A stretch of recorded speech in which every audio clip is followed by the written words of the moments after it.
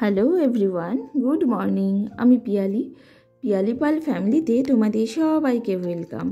আমি জানি তোমরা সবাই ভালো আছো, আমিও কিন্তু ঠিকঠাকই আছি। দিন মোটামুটি চলেই যাচ্ছে। জানো তো আজকে কোথায় যাচ্ছি? আজকে হলো আমার ছেলের স্কুলে যাচ্ছি, কারণ ওদের আজকে বুকস ডিস্ট্রিবিউশন আছে, সেই কারণে। তো সকালবেলাতে বেরিয়ে পড়েছি। আর আজকে একটা অদ্ভুত হয়েছে, যতবারই আমি আমার দিকে ক্যামেরা অন করছি একটু হাসছি, একটু বাইরেটা দেখাচ্ছি। মানে আমি পরে ভিডিওটা দেখছিলাম, নিজেরই এত হাসি পাচ্ছিল, এই এখন আবার হেসেও দিলাম। এভাবেই কিন্তু আজকে পুরো ভিডিওটা আমার থাকবে।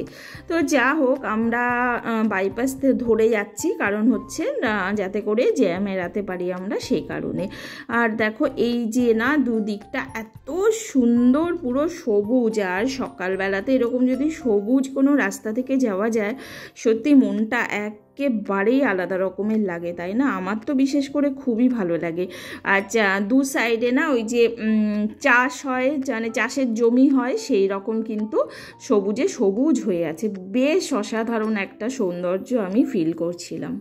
এবার আমরা রোডে উঠে পড়েছি, আর এখান থেকে স্কুল কিন্তু খুবই কাছে, আর খুব অল্প একটুই যেতে হবে।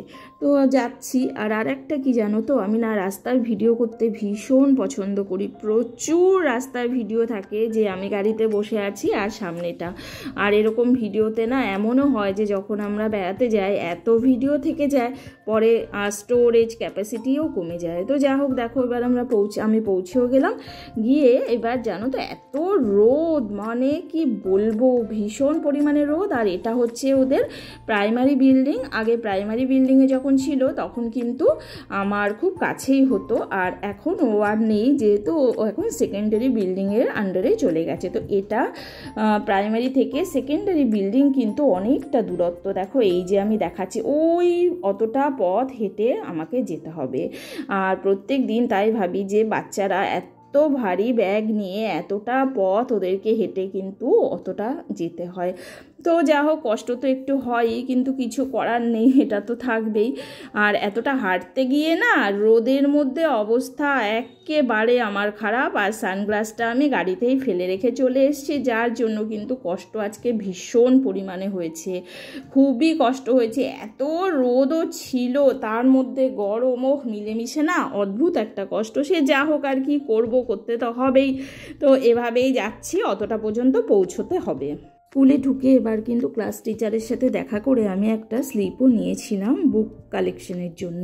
তো ওখান দিয়ে দেখালাম লাইনটা, তো আমি একটু দূরেই ছিলাম। তারপরে কিন্তু আমি বইগুলো নিয়েও নিয়েছি। আর ওই যে দুটো ব্যাগ দেখাচ্ছিলাম, ওই দুটো ব্যাগের মধ্যে একটার মধ্যে বই, একটার মধ্যে কপি।